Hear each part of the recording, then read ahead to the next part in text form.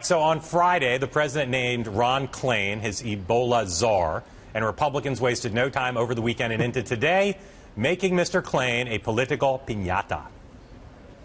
Ron Klain, who is known for being a spinmeister. Ron Klain, who is a Democrat political hack. Inside crony. Democrat apparatchik. White House political operative. This is a chump. I mean, with all due respect, he is a political hack.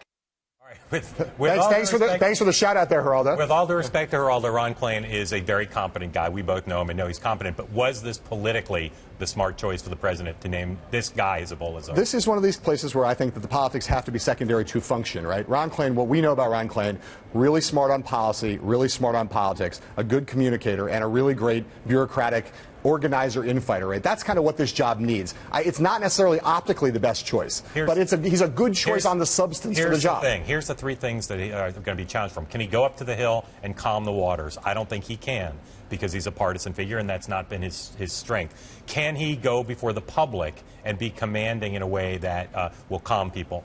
It's not what he's done historically, and he does not have the science background.